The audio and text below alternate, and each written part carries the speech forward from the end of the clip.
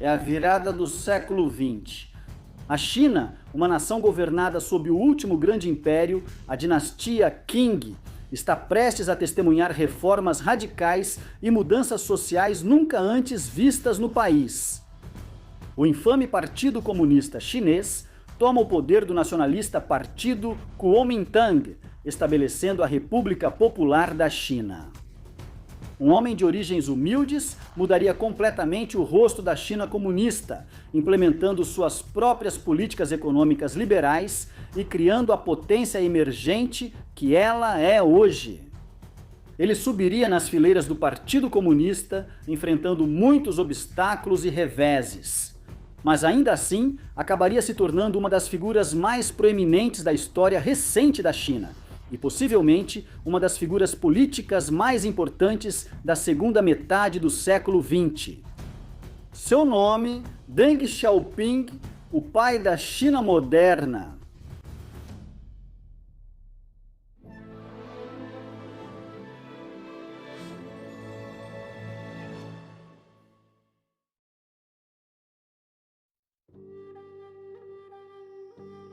O homem conhecido na história como Deng Xiaoping nasceu em 22 de agosto de 1904 em Guang'an, na província de Sichuan, no sudoeste da China. Ele era descendente do povo Hakka, um ramo dos chineses Han. Seu pai era Deng Wenming, um proprietário de terras na zona rural de Sichuan, que atuava como chefe da vila de Paifeng, tendo sido escolhido pelo governo chinês para coletar impostos e relatar questões como crimes na região. Ele havia recebido uma educação universitária em Direito e Ciências Políticas na cidade de Chengdu. Além de atuar como agente regional para o governo central, Wenming também coletava informações sobre atividades políticas que aconteciam na região. Além disso, seu pai estava fortemente envolvido em uma seita religiosa conhecida como Religião dos Cinco Filhos, que incorporava elementos de todas as principais tradições filosóficas e religiosas da China, como o confucionismo, o budismo e o taoísmo. A mãe de Deng era Deng She. Diferente do marido, ela era analfabeta. Ela teve 4 filhos, 3 meninos, incluindo Deng, e uma filha.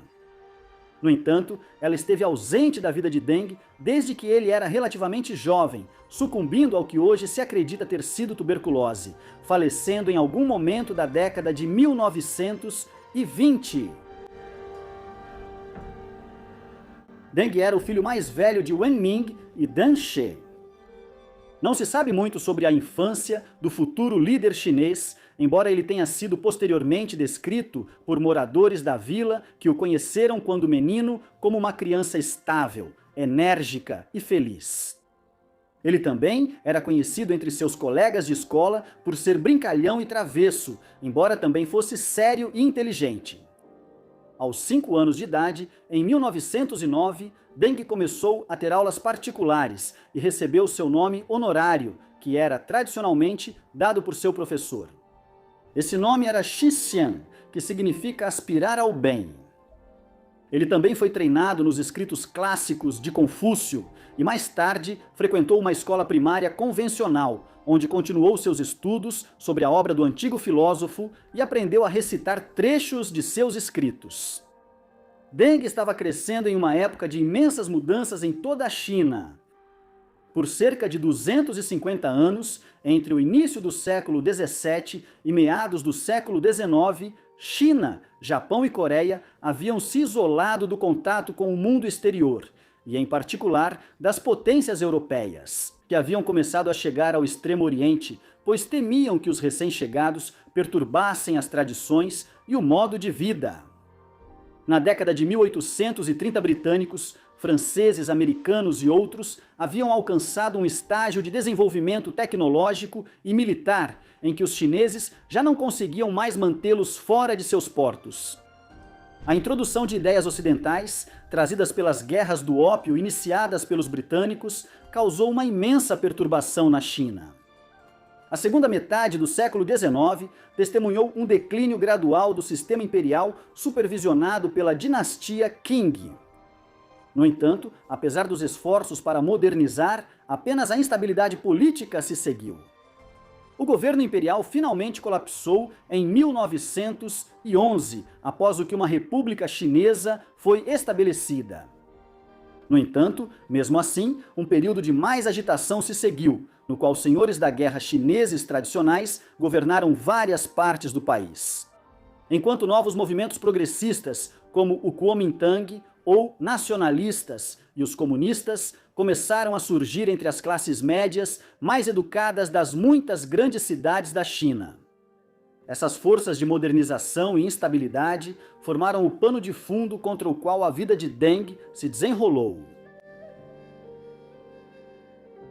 A vida de Deng já estava sendo moldada pelas forças da modernização desde muito cedo.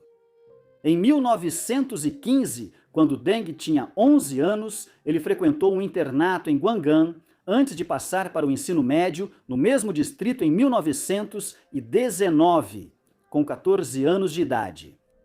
Desta vez, focando seus estudos em ciências, matemática e geografia.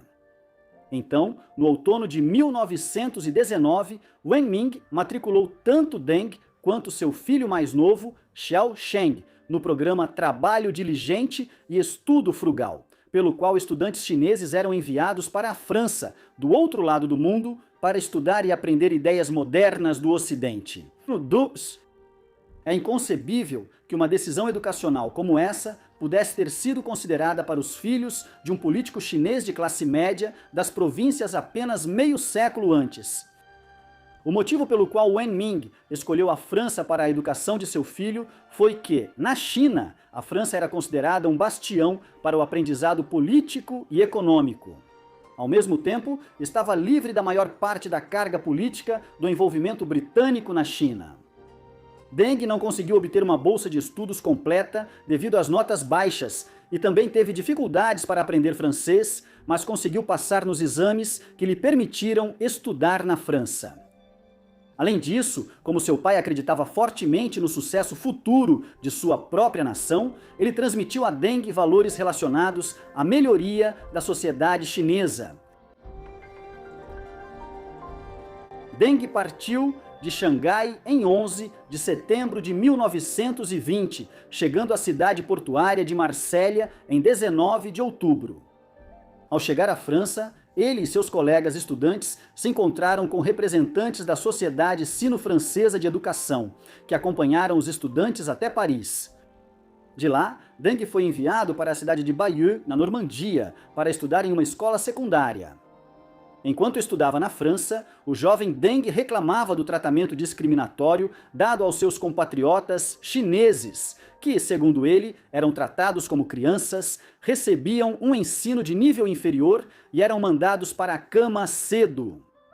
Muitos estudantes chineses não tinham alimentação adequada ou comodidades e precisavam trabalhar para se sustentar durante a recuperação econômica da França após a Primeira Guerra Mundial. Deng conseguiu se sair relativamente bem, usando os recursos que seu pai havia acumulado ao vender suas terras para financiar a educação do filho. No entanto, apesar de estar em uma posição relativamente melhor do que seus colegas estudantes, Deng, com 16 anos, começou a trabalhar meio período para o complexo de ferro e aço da companhia Schneider, que ficava entre as cidades de Paris e Lyon. Como Deng ficou incomodado com as condições de trabalho ali, decidiu voltar para Paris após apenas 3 semanas de trabalho para procurar emprego. Na capital francesa, ele se mudou para um bairro chinês nos subúrbios chamado La Garenne-Colombes. Enquanto esteve lá, ele sobreviveu com poucos recursos e só se comunicava com sua própria comunidade, pois sabia muito pouco francês. Embora Deng tenha frequentado a escola na França para aprender sobre tecnologia moderna e ciência, seu verdadeiro interesse estava nas manifestações e movimentos políticos. No dia 21 de janeiro de 1921, cidadãos chineses participaram de manifestações na embaixada chinesa na França para exigir melhores condições de vida e de trabalho. Os envolvidos criticaram o programa de estudo e trabalho e a falta de emprego, o que resultou no fornecimento de recursos para os civis mais pobres. Mas as políticas sociais introduzidas em resposta pelo embaixador chinês Chun Lu foram ineficazes e fizeram pouco para apoiar aqueles que enfrentavam dificuldades financeiras. Pouco tempo depois, novas manifestações ocorreram na cidade de Lyon, no sul da França. Muitos estudantes chineses tiveram que voltar para casa por isso, mas Deng não estava entre eles. Durante os 4 anos seguintes que passou na França, Deng teve poucos recursos para estudar e continuou interessado nos acontecimentos políticos. Entre 1922 e 1923, quando seu financiamento pessoal diminuiu, ele voltou a trabalhar em fábricas, inclusive para a montadora francesa Renault. Apesar de gostar do estilo de vida na França, assistindo futebol e provando a culinária local, ele disse depois que os 2 primeiros anos na França foram os mais valiosos, ensinando-lhe sobre as incertezas que cercam o sistema econômico capitalista favorecido pelas nações ocidentais. Muitos dos estudantes chineses que permaneceram na França no início até meados da década de 1920 foram influenciados pelas ideologias marxista e leninista. Essa foi uma época em que movimentos socialistas radicais estavam se tornando cada vez mais proeminentes em toda a Europa após o sucesso da Revolução Russa de 1917. Isso levou Deng a começar a frequentar reuniões políticas de 1923 até 1926. Em 1924, ele formou uma relação próxima com Zhou Enlai, que era responsável por publicações secretas lançadas pela Liga da Juventude Comunista, publicando seu jornal sob o nome de As Luzes Vermelhas. Deng tornou-se membro pleno da organização naquele ano e passou a escrever seus próprios boletins informativos. Posteriormente, ele se tornou editor do jornal e continuou a subir de posição no periódico, enquanto colegas mais experientes retornavam à China. Isso não passou despercebido e logo ele começou a ser vigiado pela polícia na França. Finalmente, as autoridades francesas invadiram sua casa em janeiro de 1926, mas Deng já sabia que a batida era iminente e fez planos para fugir da França.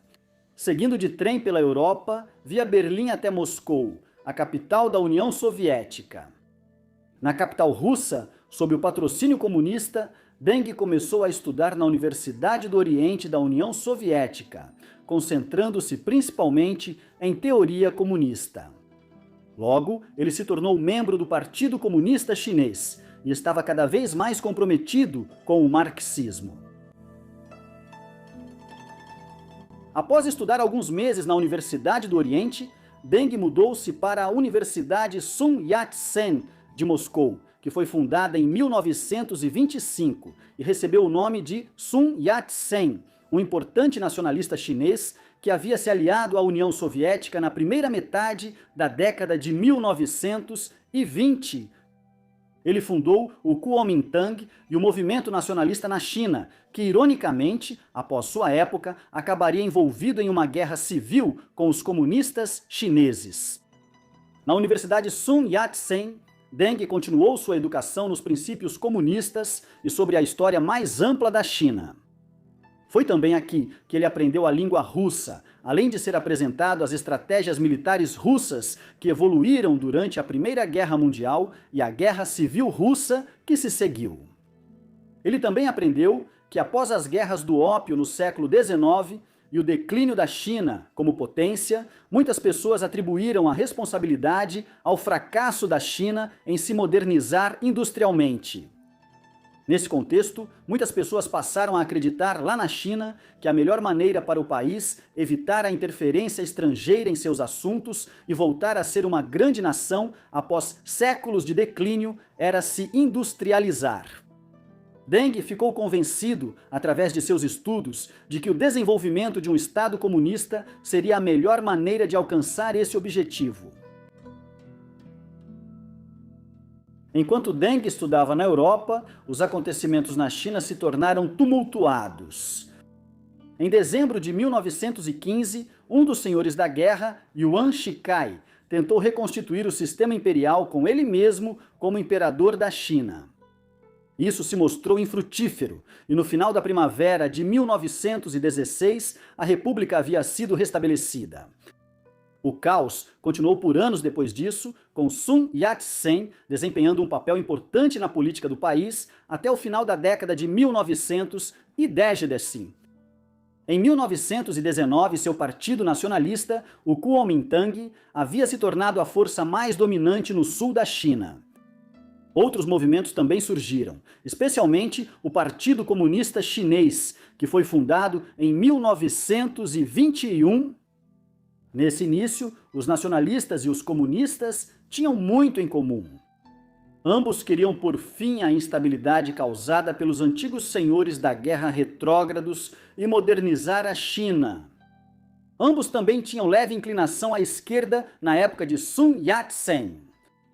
Assim, eles encontraram uma causa comum em 1926, um ano após a morte de Sun Yat-sen, e lançaram a Expedição do Norte, na qual líderes nacionalistas como Chiang Kai-shek marcharam do sul da China em direção a cidades como Xangai e Nanjing, com o objetivo de tomar as principais cidades da China dos senhores da guerra e estabelecer novamente um governo nacional forte. Em 1927, eles já tinham alcançado grande sucesso em seus objetivos e haviam estabelecido um novo governo nacional na cidade de Nanjing. Em Moscou, Deng leu sobre os acontecimentos na China em 1926 e no início de 1927 com grande interesse. Por fim, ele decidiu deixar a capital russa e partiu para Xi'an, na China, no início de 1927, viajando pela Mongólia e atravessando o deserto de Gobi. Em março, ele chegou à linha de frente do conflito e esperava começar a desempenhar um papel nos assuntos militares da Expedição do Norte. No entanto, ao chegar, Deng foi designado para ministrar palestras ao pessoal do exército de Feng Yuxiang, um comandante baseado no noroeste da China que recebia o apoio da União Soviética. No entanto, ele presenciou a virada decisiva da Expedição do Norte. Enquanto Chiang Kai-shek liderava a ala direita dos nacionalistas para realizar uma purga que buscava minar completamente a ala esquerda dos nacionalistas e os comunistas. Como parte disso, muitos comunistas foram mortos e outros presos por sua associação com o partido. O próprio Deng foi liberado ileso, graças a Feng Yuxiang, que escolheu não purgar violentamente os comunistas dentro de suas fileiras. Ainda assim, a purga realizada por Chiang Kai-shek em 1927 sinalizou o início da Guerra Civil Chinesa entre os nacionalistas e os comunistas, uma guerra que, de uma forma ou de outra, duraria mais de 2 décadas. Os nacionalistas controlavam as grandes cidades no leste do país, enquanto os comunistas se deslocaram para o interior e estabeleceram sua base lá. No início da Guerra Civil Chinesa, Deng foi se juntar aos seus camaradas comunistas na cidade de Wuhan, no centro da China, a nova capital do movimento comunista. Esses primeiros anos da guerra foram muito difíceis para os comunistas chineses. Devido a divisões internas, ocorreu uma cisão entre os membros de alta patente, mas os comunistas logo se reagruparam sob uma nova liderança. Deng, que vale lembrar, ainda era apenas um jovem de 22 anos quando a Guerra Civil começou, conseguiu um cargo como escrivão. Foi nessa época que ele mudou seu nome de Xixian para Xiaoping. Seu objetivo era evitar tentativas de identificação por parte dos nacionalistas, mas esse foi um nome que permaneceu pelo resto de sua vida e pelo qual ele é lembrado até hoje. Foi também por essa época que ele conheceu pela primeira vez um jovem líder comunista chamado Mao Tse-tung. Ele também foi recrutado para ensinar ao 7º Exército do partido e expurgou aqueles que eram desleais ao movimento comunista. Deng se casou pela primeira vez em 1928 com Zheng Xiuan, que era uma colega de estudos com ideias semelhantes e que ele conheceu pela primeira vez em Moscou, na Universidade Sun Yat-sen. Eles reacenderam o relacionamento na China e se casaram pouco tempo depois. Porém, o casamento durou pouco, pois sua esposa morreu de complicações no parto menos de 2 anos depois. A bebê que ela esperava também não sobreviveu. Para agravar as dificuldades, Deng também não pôde comparecer ao funeral de sua esposa devido à natureza de seu trabalho durante a Guerra Civil. Ele se casou novamente em 1931, sendo sua segunda esposa Jin Wei-ying. Pouco se sabe sobre ela e eles se separaram por volta de 1933 devido às dificuldades que os comunistas estavam enfrentando durante esses anos da Guerra Civil. Por fim, ele se divorciou e se casou pela terceira vez em 1939 com Zhuo Lin, filha de um empresário chinês. Esse terceiro e último casamento duraria pelo resto da vida de Deng e resultou em 5 filhos. 3 filhas, Lin, Nan e Hong, e 2 filhos, Pu Feng e Ji Feng. Em meio às mudanças familiares, no final da década de 1920, os comunistas continuaram enfrentando dificuldades e reveses militares no conflito crescente com os nacionalistas. Deng começou a organizar atividades comunistas em Guangxi, no sul da China, em 1929, como secretário do 7º Exército Vermelho, liderando o levante de Baizi em Guangxi. Ele também logo se uniu a Mao Zedong, cujas forças estavam situadas na província de Jiangxi, para organizar melhor seus movimentos. Após derrotas para os nacionalistas, que desgastaram grande parte dos combatentes restantes de Deng, rumo ao Nordeste, muitos morreram expostos aos elementos por estarem mal equipados.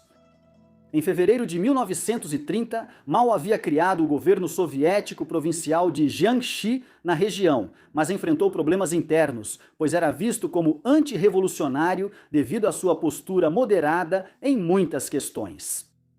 Apesar de uma tentativa de golpe, em 7 de novembro de 1931, Mao anunciou a criação de uma república soviética chinesa na região. Ele controlava Jiangxi, embora seu poder tenha sido reduzido quando o controle do Exército Vermelho foi entregue ao diplomata chinês e futuro chefe do governo chinês, Zhou Enlai. Portanto, por mais proeminente que Mao estivesse se tornando nesse momento, ele estava longe de ser o líder absoluto dos comunistas chineses. Enquanto isso, Deng continuava sendo um oficial de escalão médio dentro do movimento comunista, embora seus talentos fossem evidentes e ele continuasse a ascender.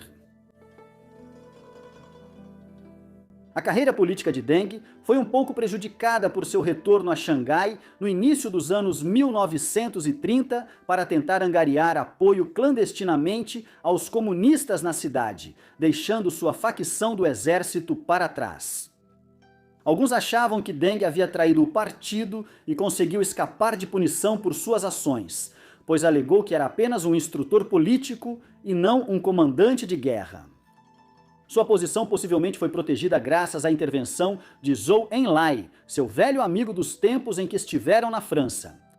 Após um tempo, Deng retornou à província de Jiangxi. Apesar da popularidade do Partido Comunista, Mao estava envolvido em conflitos internos com estrategistas militares rivais, e a frequente troca de poder causava incerteza sobre a força do exército deles. Facções opostas debatiam as estratégias militares que estavam sendo empregadas, enquanto os nacionalistas ganhavam território de forma consistente no início dos anos 1930. Deng foi inicialmente rebaixado dentro do partido por sua lealdade a Mao, que ainda não havia consolidado o poder. Mas, devido ao seu compromisso de longa data com o partido e ao seu status de veterano, ele foi posteriormente promovido a secretário do comitê do partido. Em Ruijin, no distrito de Ganzhou, na província de Jiangxi, que agora era uma região administrativa soviética na China. Em 1933, Deng continuou a experimentar altos e baixos dentro do movimento comunista, já que alguns o viam como sendo de direita demais, enquanto outros viam com bons olhos seus laços estreitos com Mao e com o soviete de Jiangxi. Enquanto isso, os comunistas enfrentavam um novo ataque das forças nacionalistas de Chiang Kai-shek. Após um enorme cerco de suas posições, Mao e suas forças conseguiram romper e fugir para o oeste em 1934, antes de seguirem para o norte. Esses eventos ficariam conhecidos como a Longa Marcha. Eles representaram um momento difícil para os comunistas chineses, mas, anos depois, seriam glorificados como o ponto em que Mao supostamente salvou a causa comunista e estabeleceu uma tradição dentro do partido para as décadas seguintes. Durante esse período, cerca de 80 mil soldados comunistas do Primeiro Exército Vermelho, juntamente com aproximadamente 15 mil membros do partido e representantes do governo, participaram de uma marcha pelo interior do país, resultando na morte de dezenas de milhares de pessoas por fome, exaustão e ataques do exército do Kuomintang enquanto avançavam para o oeste. Apenas 1/10 daqueles que fizeram a viagem para o norte até Yan'an sobreviveram até o final da Longa Marcha. Foi a Longa Marcha que iniciou o caminho de Mao para o poder, pois ele demonstrou grande habilidade de liderança durante esse período e assim conquistou o apoio dos membros do Partido Comunista Chinês. Ela também ajudou na ascensão de Deng. No ano que antecedeu outubro de 1935, ele foi promovido para servir como um secretário de destaque do partido, sendo promovido por Mao e Zhou. Além disso, à medida que a filiação ao partido despencava significativamente em todo o país, dando a impressão de que a causa comunista estava condenada, Deng ascendeu aos círculos internos do Partido Comunista. Durante esse período, ele viajou com Mao por várias partes da retirada. Mas, ao final dessa aventura exaustiva, ele começou a sofrer de febre tifoide e quase sucumbiu à doença. Apesar da queda no número de membros do partido, o sacrifício deles na retirada foi amplamente reconhecido, e muitos camponeses os saudaram como heróis nacionais. O apoio de Deng a Zhou e Mao acabou sendo vantajoso para ele, já que eles passaram a controlar em grande parte a direção militar do partido dali em diante. Toda a Guerra Civil Chinesa tomou um rumo dramático nos anos seguintes. Em 1931, o Império do Japão invadiu a região da Manchúria, no nordeste da China, e a ocupou, estabelecendo um estado fantoche chamado Manchukuo. Enquanto estavam atolados na Guerra Civil, nem os nacionalistas, nem os comunistas estavam realmente em posição de revidar contra os japoneses. Animados pela aparente facilidade com que haviam conquistado a Manchúria, os japoneses continuaram a fazer incursões pela fronteira na China em meados da década de 1930. Isso acabou se expandindo para uma invasão em grande escala em 1937, após o incidente da Ponte Marco Polo em Pequim, em julho daquele ano. A Guerra Sino-Japonesa duraria de 1937 até 1945 e é vista por muitos como o início da Segunda Guerra Mundial no Extremo Oriente. Nos primeiros meses do conflito, as principais cidades do leste caíram nas mãos dos japoneses e os nacionalistas, como antes os comunistas, fugiram para o interior da China, rumo ao oeste. Lá, os comunistas e os nacionalistas formaram uma causa comum e deixaram de lado suas diferenças enquanto tivessem um inimigo em comum na figura dos japoneses. A capital deles foi estabelecida em Chongqing e eles lutariam juntos pelos próximos 8 anos. Deng passou grande parte dos primeiros meses da guerra contra os japoneses, abrigado em várias unidades guerrilheiras que operavam nas províncias do norte, tentando atacar as forças de ocupação em Pequim e outras regiões do Nordeste. Isso estabeleceu o padrão para o restante da guerra, com Deng geralmente atuando em províncias como Hebei e Shanxi. Ele desempenhou um papel de destaque na ofensiva dos 100 regimentos no outono e inverno de 1940, um grande confronto entre 500.000 de forças japonesas e chinesas em uma ampla frente. Isso era sintomático da guerra como um todo. O confronto entre Japão e China só foi igualado em ferocidade durante a Segunda Guerra Mundial pelo que ocorreu entre a Alemanha nazista e a União Soviética na Europa Oriental.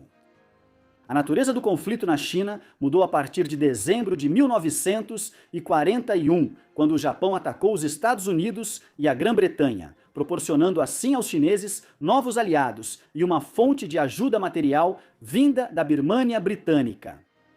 Assim, quando os Estados Unidos lançaram as bombas atômicas sobre Hiroshima e Nagasaki em agosto de 1945, os japoneses já começaram a se preparar para se render.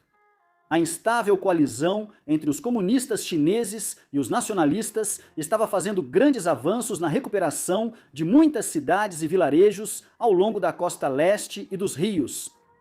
Mais de 20 milhões de pessoas estavam mortas no conflito sino-japonês até aquele momento, e o país estava completamente devastado. No entanto, tão logo a Segunda Guerra Mundial terminou, os comunistas e os nacionalistas começaram a se preparar para retomar a Guerra Civil Chinesa, que havia simplesmente sido colocada em pausa em 1937. Deng esteve envolvido em alguns breves esforços de negociações de paz entre as duas partes em guerra em Chongqing, logo após o fim da guerra. Esses esforços foram inúteis. Chiang Kai-shek e os nacionalistas não estavam dispostos a ceder muito, argumentando que tinham vantagem antes da invasão japonesa.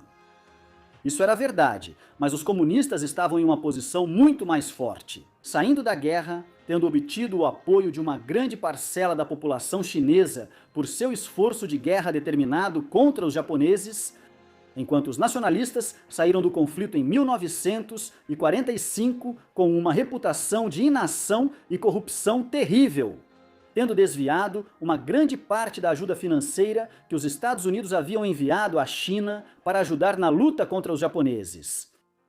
A luta logo recomeçou. Nisso, Deng desempenhou um papel fundamental tanto como comandante militar, quanto, especialmente, como organizador e responsável pela propaganda ligado ao Segundo Exército de Campo. Em 1948, a guerra havia se voltado decisivamente a favor dos comunistas, em grande parte porque a União Soviética estava muito mais disposta a ajudá-los do que os Estados Unidos estavam inclinados a apoiar os nacionalistas. No último ano do conflito, Chiang Kai-shek organizou uma retirada tática para a ilha de Hainan, no sul da China, e depois para Taiwan. Isso foi concluído no final de 1949, deixando os comunistas no controle do continente chinês, enquanto a República Nacionalista da China passou a existir em Taiwan. Teoricamente, a Guerra Civil Chinesa nunca terminou de fato, mas, na prática, ela terminou com a vitória dos comunistas chineses em 1949, com uma operação de limpeza para tomar Hainan em 1950.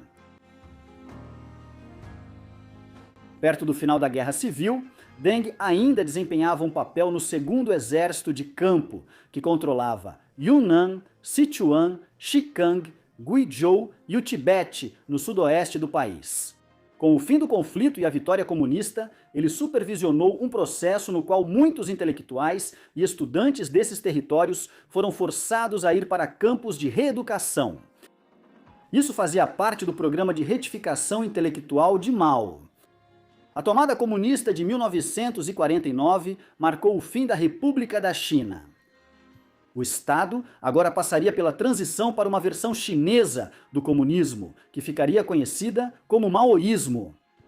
No dia 1º de outubro de 1949, Deng participou da proclamação da República Popular da China, em Pequim, dando as boas-vindas ao recém-declarado Estado comunista. Nos primeiros dias da República Popular, Deng atuou como organizador político e militar, assim como havia feito no passado. Ele rapidamente foi promovido sob Mao, que havia se destacado após a guerra como a principal figura da China comunista e considerava as habilidades políticas de Deng exemplares. Assim, Deng acompanhou Mao em uma visita à Rússia stalinista em 1950 para reafirmar os laços estreitos entre as duas nações. Em uma época em que a Guerra Fria estava esquentando, aumentando as tensões na Alemanha e na Península Coreana. A visita também foi organizada para discutir os termos do Tratado de Amizade, Aliança e Assistência Mútua Sino-Soviético. Grande parte dos acordos incluídos nisso envolvia o reconhecimento da República Popular da China pela União Soviética. Enquanto questões como o desenvolvimento de infraestrutura, o desenvolvimento da ferrovia oriental chinesa e o acesso soviético aos portos de Dalian e Luchun foram abordados. Essas conversas também garantiram o financiamento soviético para a reconstrução da economia chinesa após décadas de guerra e instabilidade. Após a bem-sucedida negociação do Tratado Sino-Soviético, Deng foi promovido a vice-primeiro-ministro em 1952. Assumiu um número crescente de cargos importantes no governo, como vice-presidente do Comitê de Finanças e, posteriormente, ministro das Finanças, incluindo um cargo como diretor do Escritório de Comunicações. Em 1953, o cada vez mais poderoso Mao Zedong introduziu o primeiro plano quinquenal, emulando os planos quinquenais soviéticos que haviam começado no final da década de 1920 e que transformaram a economia russa. Com esses planos, Mao queria industrializar rapidamente a China e acelerar sua transição ao socialismo.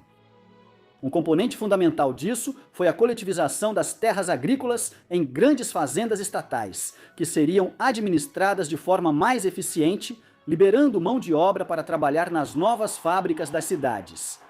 Isso também ajudaria a retirar as grandes propriedades das mãos dos ricos proprietários de terras e a quebrar a natureza capitalista da sociedade chinesa. Após isso, a intenção era reorganizar a indústria e o comércio em uma etapa posterior.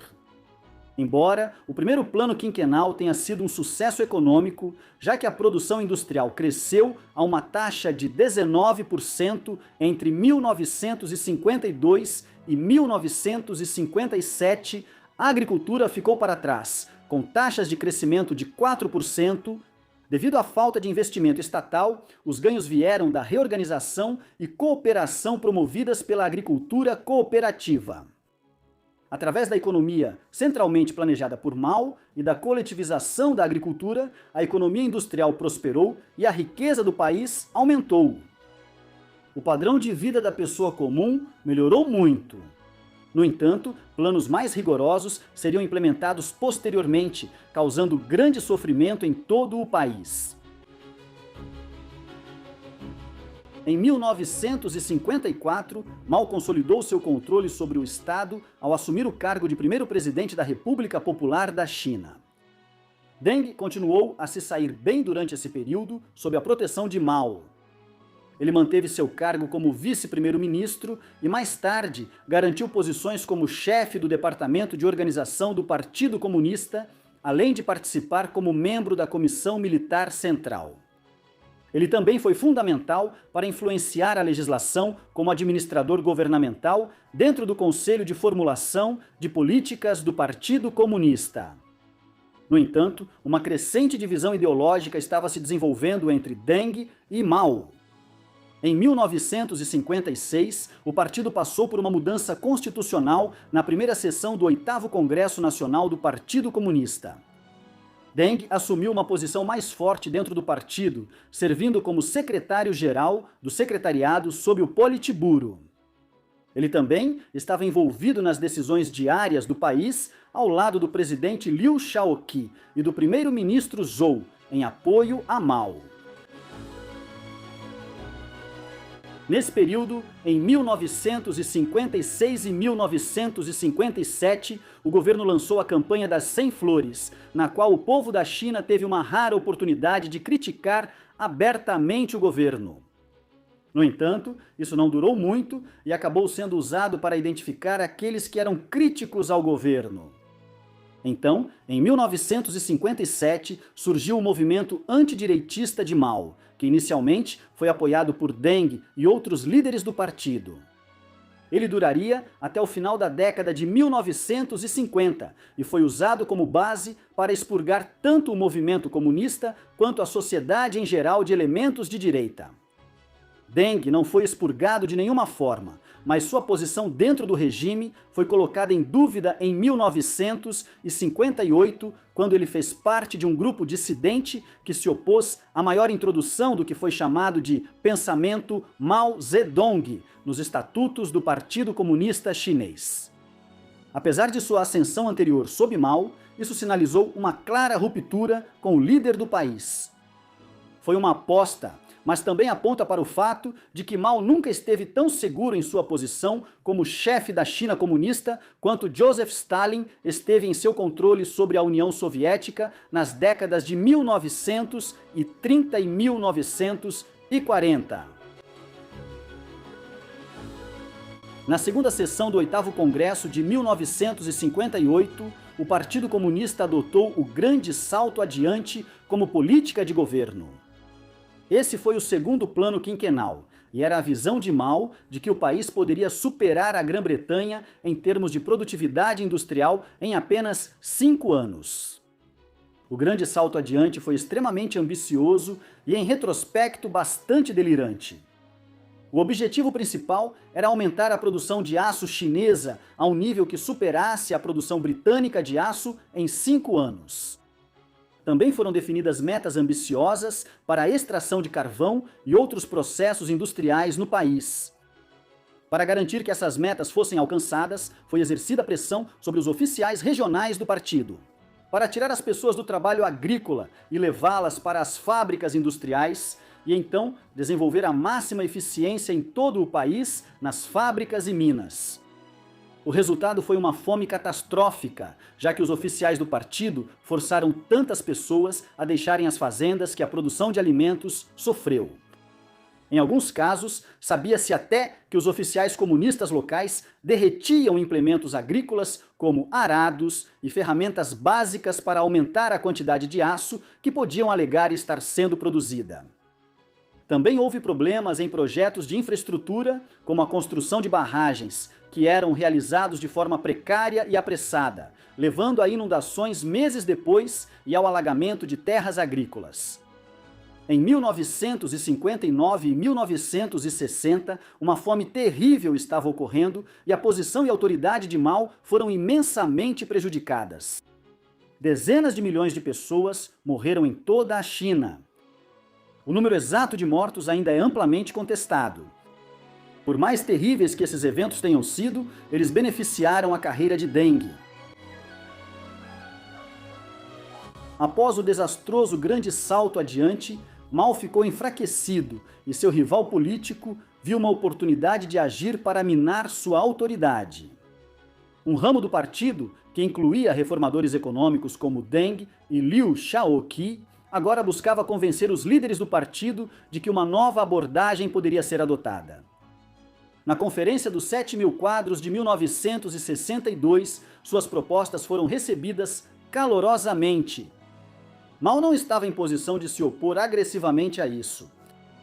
Mesmo assim, estava claro que havia surgido uma divisão entre o líder e o jovem protegido que havia ascendido sob sua liderança nos anos 1930.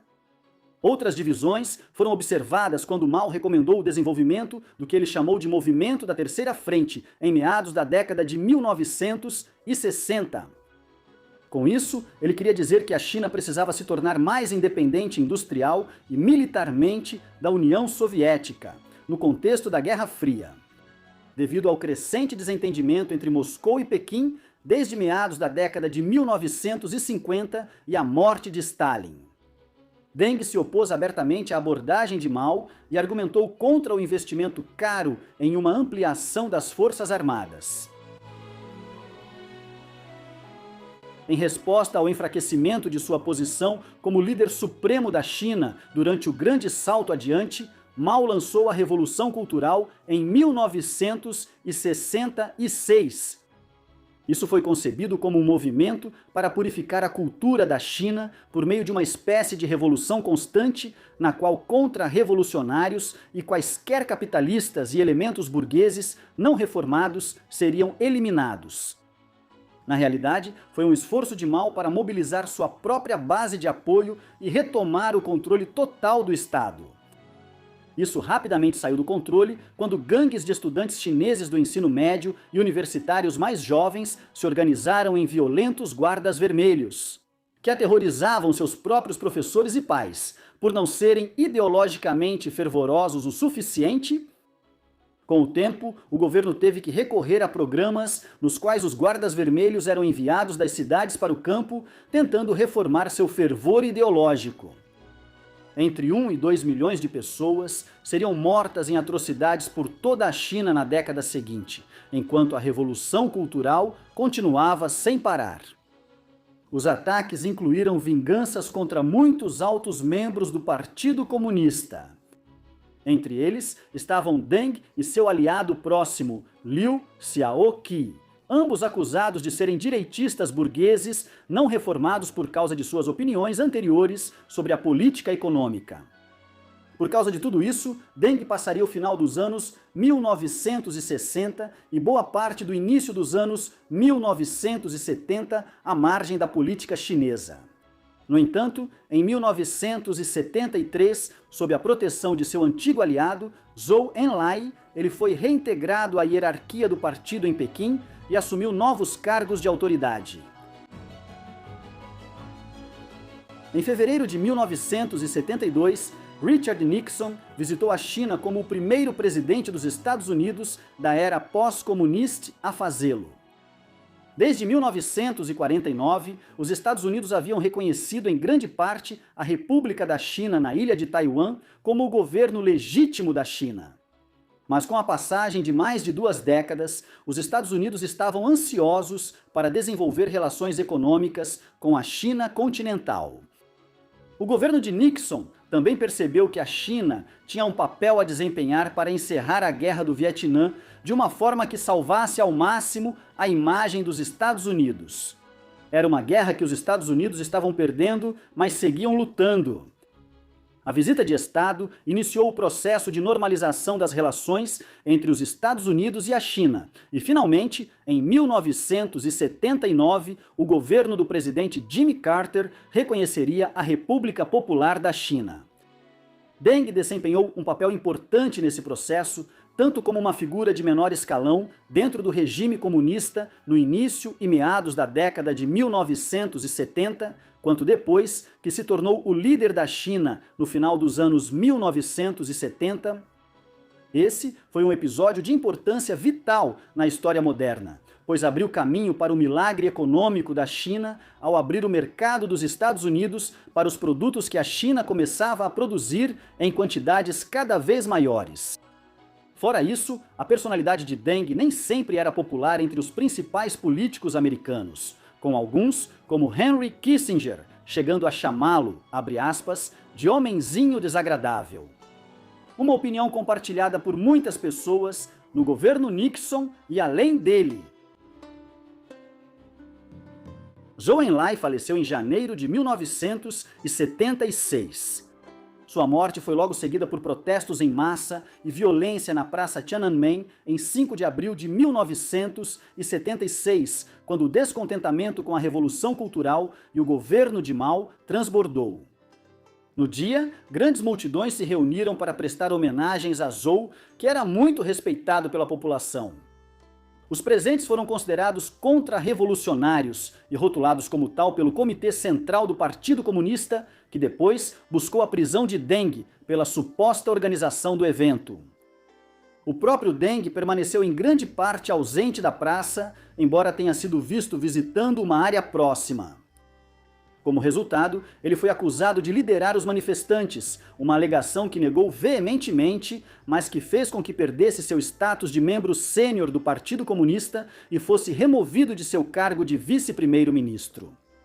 100.000 pessoas foram para a praça e tumultos eclodiram, com prédios do governo sendo tomados.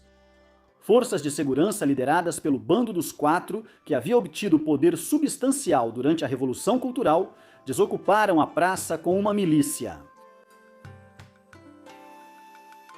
O incidente da praça Tiananmen não só levou à demissão de Deng de seus cargos, como ele também foi colocado em prisão domiciliar pelo regime. Mas então, apenas 5 meses após os distúrbios, um debilitado Mao Zedong morreu de ataque cardíaco em 9 de setembro de 1976, aos 82 anos de idade. Depois disso, Deng foi logo reabilitado no partido. Sua resistência à autocracia, crescente de Mao, desde o fim dos anos 1950, e sua visão alternativa para o desenvolvimento econômico da China o tornaram o principal candidato a sucessor de Mao. No decorrer de 1977, ele foi reintegrado como vice-primeiro-ministro e também promovido a vice-presidente do Partido Comunista Chinês, vice-presidente da Comissão Militar e chefe do Estado-Maior do Exército. Hua Guofeng, um líder militar, foi nomeado líder temporário da China durante um período de transição após a morte de Mao. Enquanto o infame Camarilha dos Quatro foi atacado pelo governo que eles haviam liderado recentemente, com vários membros passando grande parte das décadas de 1980 e 1990 presos. Com o fim da Revolução Cultural e uma mudança drástica na política da China. Após a morte de Mao, Deng foi declarado o líder supremo da República Popular da China em 1978 e se tornou o líder de fato do Estado comunista. Deng governaria a China por boa parte de uma década e meia, até o início dos anos 1990. A era de sua liderança ficou conhecida por políticas coletivamente chamadas de Woluwen Fanzheng, um termo que significa algo próximo de eliminar o caos e retornar à normalidade. Uma declaração clara de que a China estava deixando para trás a instabilidade e a violência da época de Mao como chefe de Estado e avançando progressivamente. A Revolução Cultural foi encerrada de forma muito firme e tomaram-se represálias contra aqueles que lideraram a violência. As divisões ideológicas foram suavizadas e o governo comunista se tornou muito mais tolerante. Desapareceu a abordagem quase stalinista e irredutível, com o supremo desprezo pelo valor da vida humana que Mao havia demonstrado. Em seu lugar havia um novo governo de estabilidade, harmonia e progresso, que Deng, um personagem muito mais tranquilo e estável do que Mao, supervisionaria sem alarde ou esforços excessivos para se promover como líder absoluto da China. Alguns dos principais elementos de Woluwen Fanzheng foram as políticas de abertura e as 4 modernizações. A abertura envolveu a adoção de muitos elementos do capitalismo de livre mercado. Grande parte da economia chinesa continuaria sendo administrada segundo princípios comunistas, com grandes proporções controladas pelo governo e de propriedade coletiva. Mas, na realidade, a China começou a adotar grande parte da abordagem capitalista ocidental do ponto de vista econômico a partir de 1978. Isso incluía a compra de bens de mais países do que anteriormente, muitos deles países ocidentais alinhados aos Estados Unidos. Mais importante ainda, envolvia vender os produtos que a China estava produzindo em quantidades cada vez maiores para países ocidentais e, acima de tudo, para vários estados-chave como os Estados Unidos, Grã-Bretanha, Alemanha e França. Países que, com o tempo, desenvolveriam um apetite voraz por eletrônicos e produtos manufaturados chineses baratos. As 4 modernizações eram um termo para a reforma mais ampla da sociedade chinesa para facilitar esse desenvolvimento econômico mais abrangente. Por exemplo, o sistema educacional chinês mudou completamente sob Deng ao longo dos anos 1980, para enfatizar o treinamento de pessoas para melhorar a economia, em vez de dar ênfase à formação de comunistas ideológicos. Muitas dessas eram ideias que haviam sido defendidas por anos por figuras como Zhou Enlai, mas foi sob Deng que elas se tornaram política de Estado. Todas essas reformas levaram ao início do milagre econômico chinês. A partir do final da década de 1970, a política econômica chinesa foi reorientada para ser voltada à exportação e à produção de bens que encontrariam um grande mercado externo. No final da década de 1970 e durante boa parte dos anos 1980, os produtos envolvidos eram muito diferentes daquilo pelo qual a China é conhecida hoje. Grande parte da balança comercial chinesa na era Deng era composta por bens manufaturados básicos e produtos derivados da agricultura e da indústria básica. Depois, à medida que a economia chinesa se desenvolveu rapidamente e as reformas educacionais começaram a ter impacto, houve uma mudança para produtos mais complexos. Muito disso refletiu o modelo anteriormente usado no Japão, Coreia do Sul e Taiwan, enquanto a China avançava para a produção de pequenos eletrônicos, automóveis e similares. As próximas etapas ocorreriam após a época de Deng, à medida que a China passou a estabelecer suas próprias grandes corporações que desafiaram empresas dos Estados Unidos nos setores de computação e em muitos outros. O governo fez muita coisa na China no final dos anos 70 e ao longo dos anos 80 para incentivar essa mudança econômica. Por exemplo, zonas econômicas especiais foram criadas em cidades como Shenzhen e Xangai. O resultado foi que a China teve taxas médias de crescimento do PIB de cerca de 8 ou 9% ao ano durante as décadas de 80, 90 e 2000, às vezes chegando a 15%. É verdade que houve anos de crescimento fenomenal na China sob Mao, mas não havia estabilidade nisso, com anos de quase 20% de crescimento seguidos por crises econômicas que duravam 2 ou 3 anos. Os anos de Deng trouxeram muito mais estabilidade. Nesse processo, ocorreu uma enorme mudança social, quando aspirantes à classe média participaram, provavelmente, da maior migração em massa da história da humanidade, com centenas de milhões de chineses deixando o campo e se mudando para as novas megacidades, que se desenvolveram ao longo dos rios Amarelo, das Pérolas e Yangtze. Um visitante na China hoje pode chegar a cidades de 10 ou 15 milhões de pessoas, que eram pouco mais do que vilarejos, quando Deng se tornou líder do país em 1978. O desenvolvimento desses centros urbanos é, em grande parte, o legado do sucessor de Mao. A época de Deng como chefe de Estado chinês também marcou a continuação da reaproximação com os Estados Unidos que havia começado sob Mao. Onde os Estados Unidos lideraram, outros países ocidentais seguiram. Isso foi significativo em termos das relações da China com o Reino Unido e Portugal, ambos ainda com enclaves territoriais no sul da China, como legado de seu envolvimento colonial na região. No caso de Portugal era Macau e no caso da Grã-Bretanha o território de Hong Kong. Em 1984, o governo de Deng negociou com sucesso a Declaração Conjunta Sino-Britânica com a administração de Margaret Thatcher. Segundo os termos desse acordo, ficou estabelecido que a Grã-Bretanha devolvesse Hong Kong à China em 1997, mas seguindo o princípio de um país, 2 sistemas, pelo qual Hong Kong se tornaria parte da China, mantendo seu sistema democrático em uma forma de autogoverno. 3 anos depois, um acordo separado foi alcançado com Portugal para uma transferência semelhante de Macau em 1999, em grande parte por causa da negociação da Declaração Conjunta Sino-Britânica e também devido ao crescimento econômico fenomenal que o país estava experimentando, chegando a mais de 15% de crescimento do PIB. Em 1984, Deng foi nomeado a Pessoa do Ano pela revista Time em 1985. Ele já havia sido nomeado Pessoa do Ano em 1978, entrando para uma lista muito restrita de indivíduos, como Joseph Stalin, Franklin Delano Roosevelt, Winston Churchill e Ronald Reagan, que foram nomeados Pessoa do Ano em 2 ocasiões distintas.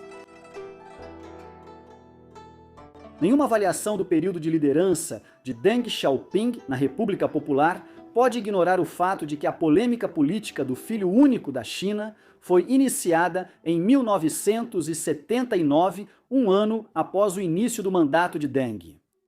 No final da década de 1970, a população do país já chegava a quase 1 bilhão de pessoas. Ela vinha crescendo a um ritmo enorme após a queda causada pelo desastroso Grande Salto Adiante, ocorrido 20 anos antes. Em 1962, a população era de cerca de 665 milhões de pessoas. Ela cresceu para cerca de 815 milhões em 1970 e continuava a aumentar ano após ano, com uma média de quase 20 milhões. Em 1979, demógrafos e planejadores do governo sentiram que era necessário intervir para evitar que a população ultrapassasse 1,5 bilhão antes do final do século XX, e assim foi introduzida a política do filho único.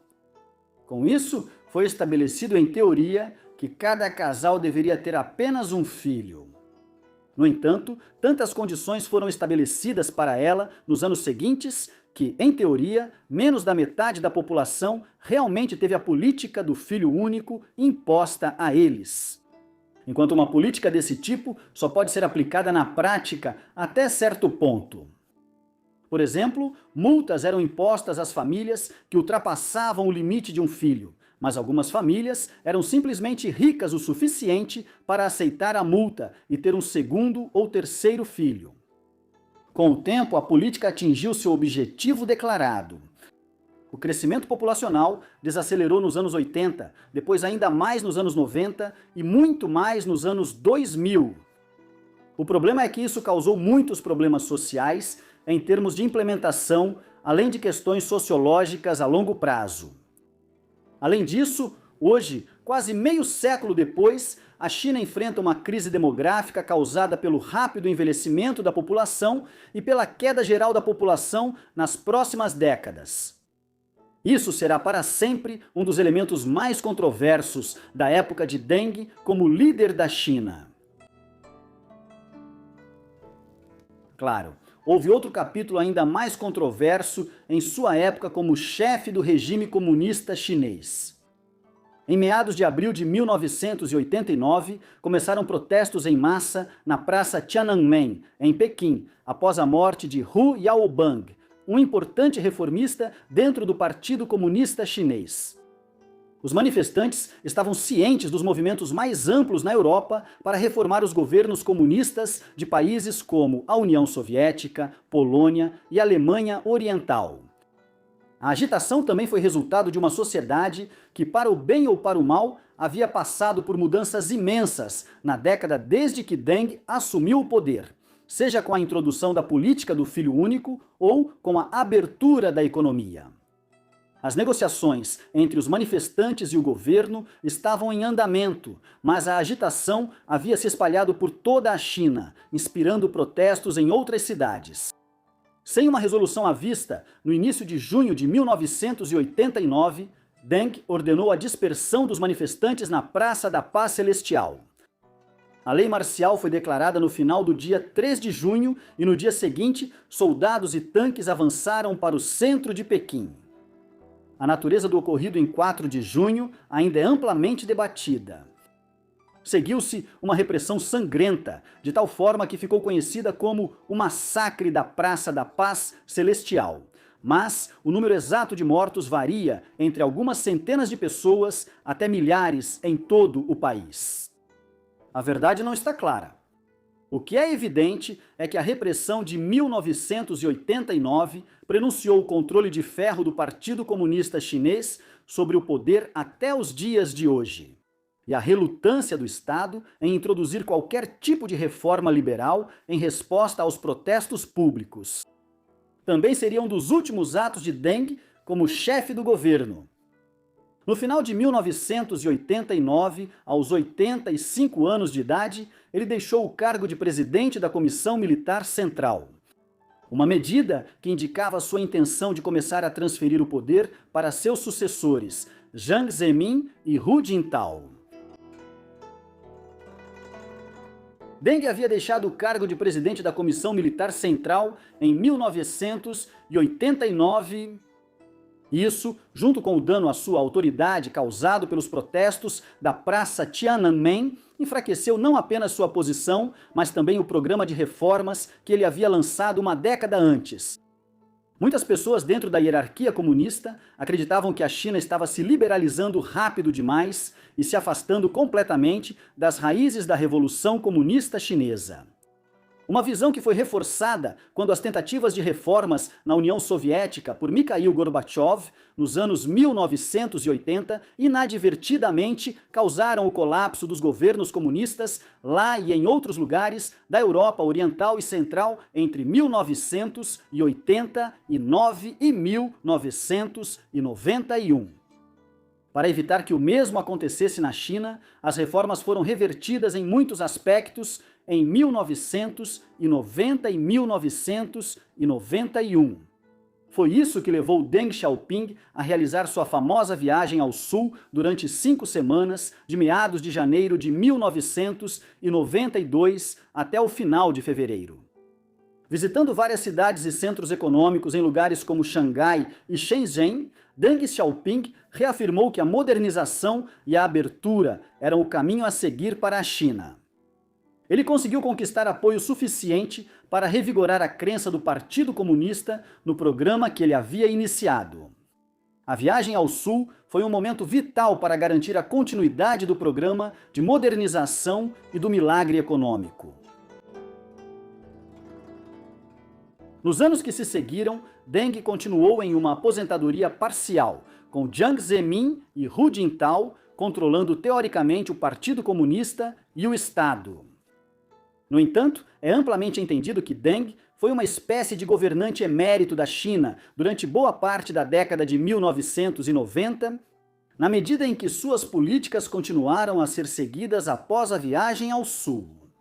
E ele sempre era consultado por Jintao e outros de maneira não oficial sobre questões importantes de políticas. No entanto, ele já era um homem idoso em meados da década de 1990 e sua saúde estava piorando. Em 1995, foi confirmado que ele sofria de doença de Parkinson e seus movimentos estavam cada vez mais restritos. Ele morreu em 19 de fevereiro de 1997, aos 92 anos de idade, devido a uma combinação de doenças, incluindo uma grave infecção pulmonar. Várias semanas de luto nacional e de homenagens se seguiram para um dos líderes mais importantes da China moderna. O milagre econômico chinês continuou e, na verdade, só se acelerou nos anos 2000. Devido às reformas que ele implementou, a China é a segunda maior economia do mundo e prevê-se que se torne a maior em algum momento em meados da década de 2030. Deng Xiaoping era uma figura discreta. Ele viveu a maior parte de sua vida à sombra de figuras como Mao Zedong e Zhou Enlai, entre as décadas de 1940 e 1970. E mesmo quando ele se tornou o líder da República Popular da China, ficou satisfeito em não divulgar sua ascensão a líder supremo de forma muito ostensiva, certamente não da mesma maneira que Mao fez. Além disso, ele foi incomum entre os líderes modernos da China por ter se aposentado parcialmente e deixado a linha de frente da política no início dos anos 1990, quando acreditou que seu trabalho estava em grande parte concluído. Mas essa falta de alarde não deve nos levar a ver Deng como um governante menor da China. Deng Xiaoping foi o arquiteto da China moderna. Ele afastou o país da versão maoísta do comunismo e desenvolveu uma economia mais orientada para o mercado, que mesclava elementos do comunismo e do capitalismo. Ele também continuou a reparar as relações com os Estados Unidos e abriu a economia da China para o mundo. Ao fazer isso, ele foi o arquiteto do milagre econômico chinês do período entre as décadas de 1980 e 2000 Zhenbo acima. A China moderna deve muito mais ao legado de Deng Xiaoping do que ao de Mao Zedong. De fato, quando a história do século XXI for escrita, embora ele tenha morrido em 1997, muitos vão notar que, ao colocar a China no caminho para se tornar uma superpotência capaz de rivalizar com os Estados Unidos, Deng moldou substancialmente o século que se seguiu ao seu próprio tempo. O que você acha de Deng Xiaoping? Ele foi o grande herói da reforma econômica e política moderna da China? O indivíduo que realizou o milagre econômico chinês? Ou ele foi um líder comunista inflexível que deve ser visto mais à luz do massacre da Praça da Paz Celestial de 1989? Por favor, deixe sua opinião na seção de comentários e, enquanto isso, muito obrigado por assistir.